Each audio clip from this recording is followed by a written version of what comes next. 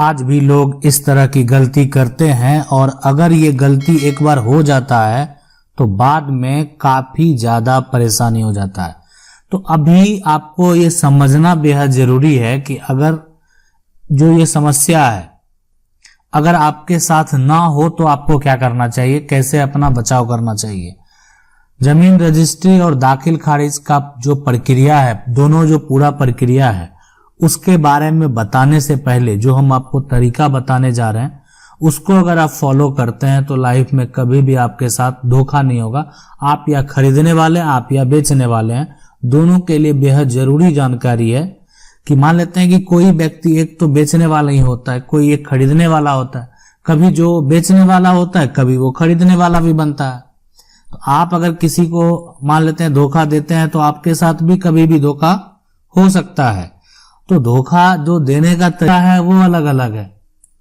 अब यहाँ पे मान लेते हैं कि आप कोई भी प्रॉपर्टी आप खरीदने जाते हैं और उसमें अगर आपको धोखा मिले तो ऐसा नहीं कि उसके लिए कानून नहीं है, उसके लिए भी कानून है, लेकिन जो नियम है, जो प्रक्रिया है, अगर उसको आप फॉलो नहीं किए तो आप अपना आपके साथ जो धोखा हुआ वो आप साबित नहीं कर पाएंगे, जो फ्रॉड हुआ वो प्रूफ नहीं कर पाएंगे। तो इसलिए सबसे बेहद जरूरी है अपने आप को सतर्क रखना। अगर आप अपने आप में सतर्क हैं, सारे नियम को जानते हैं, उसको फॉलो करते हैं, तो गारंटी है कि आपके साथ किसी भी प्रकार का धोखा नहीं होगा। नहीं तो अक्सर आजकल लोग जो है जानकारी के अभाव में चलते अपना पैसा तो इन्वेस्ट कर देते हैं, लेकिन उनको मिलता क्या है, एक विवाद। मतलब पैसा के बदले मिला क्या, अब उस विवाद में वो फंस गए। ठीक है, उनको न्याय मिलेगा, लेकिन उस विवाद में वो फंस क्यों गए, इसलिए कि उनके पास इस बात की सही जानकारी नहीं थी। सिर्फ इसी चलते इस तरह के विवाद में फंस गए। आप आज जो हम आपको बता रहे हैं रजिस्ट्री से लेकर दाखिल खारिज का जो प्रक्रिया होता है उसको कैसे किया जाता है, क्यों करना जरूरी है। रजिस्ट्री कब कराते हैं, जब कोई भी व्यक्ति जमीन बेचता है और कोई एक व्यक्ति जो है वो जमीन को खरीदता है। जमीन का जो विक्रेता है उसके नाम से वो संपत्ति नहीं है। पहली बात कि अगर वो अपने नाम से उसका संपत्ति है नहीं, उनके पिता के नाम से है और वो पिता के 4 बेटे हैं, फिर भी एक बेटा वो संपत्ति को बेच रहा है, अब 3 को आप जान भी नहीं रहे हैं, जमीन का बिक्री तो हो जाएगा, लेकिन भविष्य में वो जमीन आपके हाथ से जा सकता है, आपके बच्चे के हाथ से जा सकता है। क्यों? कल जो और हिस्सेदार हैं हो सकता है उस पर दावा करे। तो जब एक आप जान रहे हैं कि एक टुकड़ा है और उसमें 4 हिस्सेदार हैं, तो आप एक से क्यों खरीद रहे हैं पूरा।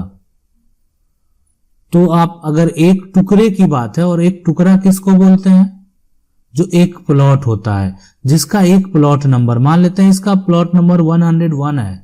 आप इसको एक हिस्सेदार से तभी खरीदें जब ये पूरा प्लॉट नंबर उस हिस्सेदार के नाम पे हो और बाकी भी जितने भी हिस्सेदार हैं उनके नाम पे संपत्ति अलग अलग हो।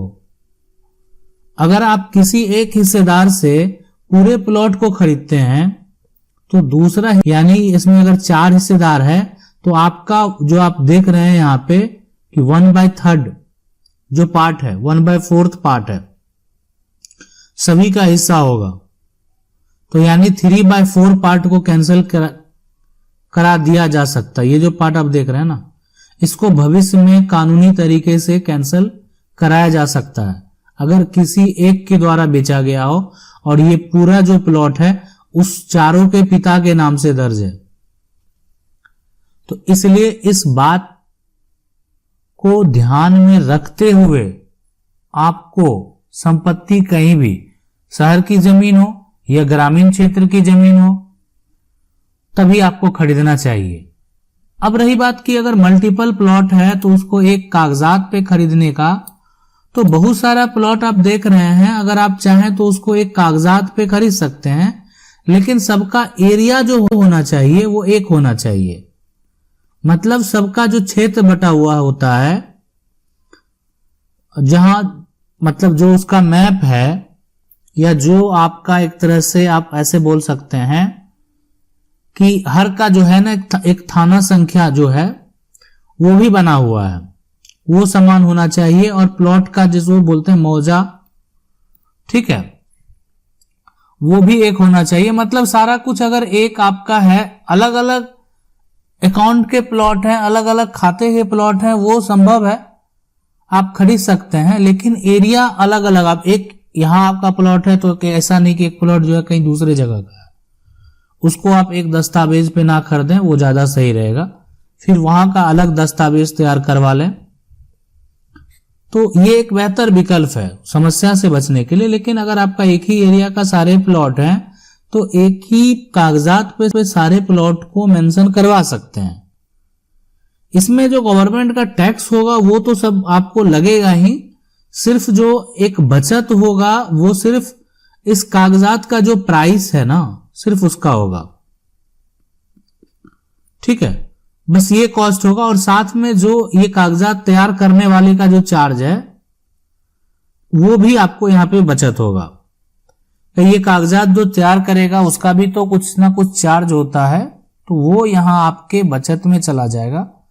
अन्यथा जो गवर्नमेंट का टैक्स है, जो भी सरकार के द्वारा प्लॉट का जो रजिस्ट्री का जो है, जो भी उस पे उनका कॉस्ट बनता है, वो तो सरकार को लेना ही है और वो आपसे तो लिया ही जाएगा। खरीदने के बाद जब ये आप संपत्ति खरीद लेते हैं तो यहां पे विक्रेता का तो उस समय उसके बाद तो वो पैसा प्राप्त कर लिया और आपको प्लॉट जो है वो आपने पोजीशन ले लिया। लेकिन इस कागजात को लेकर जो है आप सबसे पहला काम ये जरूर करवा लें कि इसको दाखिल खारिज में जरूर डालें। अब आपके मन में सवाल आएगा, जो लोग नहीं जानते होंगे, बहुत लोग जानते भी होंगे, कि दाखिल खारिज का मतलब है ये सारे प्लॉट जो आपने खरीदा इस पे अभी जमीन विक्रेता का नाम दर्ज है। कहां पे नाम दर्ज है? तो सरकारी जो दस्तावेज है ना, उसमें विक्रेता का नाम दर्ज है। लेकिन जब इस को रजिस्ट्री करते हैं तो विक्रेता अपने प्लॉट में अपना मालिकाना हक दूसरे को ट्रांसफर करते हैं। यानी इस व्यक्ति ने अपना मालिकाना हक क्रेता को ट्रांसफर कर दिया और उसका ये प्रमाण हो गया, ये कागजात है ना, ये कागजात जो रजिस्ट्री है इस बात का सबूत है कि विक्रेता ने अपना मालिकाना हक अब दूसरे को दे दिया और उसके एवज में विक्रेता का जो भी कॉस्ट है, जो भी पैसा है या जो भी लिया होगा वो विक्रेता प्राप्त कर चुका है। जब जमीन का रजिस्ट्री किया जाता है तो ये बात विक्रेता से पूछा भी जाता है कि आपने इस प्रॉपर्टी के सारे पैसे प्राप्त कर लिए या नहीं कर लिए, इसलिए कि आज के बाद आप इसका दावा नहीं कर सकते हैं, इसलिए कि आप यहां फाइनल रजिस्ट्री के लिए आए हुए हैं। तो अगर आप किसी को विश्वास पे देते भी हैं और वो विश्वासघात कर भी ले तो ये बात प्रूफ करना जो है उतना आसान नहीं रह जाता है। अब ये जो क्रेता है, क्रेता का दायित्व बनता है कि वो अपना नाम को सरकार के दस्तावेज में दर्ज कराए। अब ये इसके लिए इस प्रक्रिया जो ये रजिस्ट्री का, इसको दाखिल खारिज के लिए ऑनलाइन अप्लाई करें। कुछ राज्य में हो सकते हैं कि ये सिस्टम अभी ऑफलाइन ही है, तो वहां आपको ऑफलाइन जो राजस्व के नजदीकी कार्यालय हैं वहां पे आपको अप्लाई करना होगा। अप्लाई करने के बाद वेरीफाई किया जाता है, जो राजस्व के अधिकारी होते हैं, जो जमीन संबंधित अधिकारी होते हैं, वो वेरीफाई करते हैं जो विक्रेता है वो सही में अपनी जमीन बेचा या नहीं बेचा।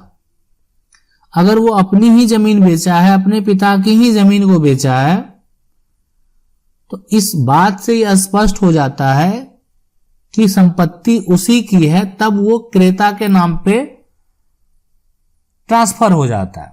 तो सरकारी दस्तावेज में क्रेता का नाम जो है वो दर्ज हो जाता है। मतलब अब जो नाम होगा वो क्रेता का नाम होगा सरकारी दस्तावेज में।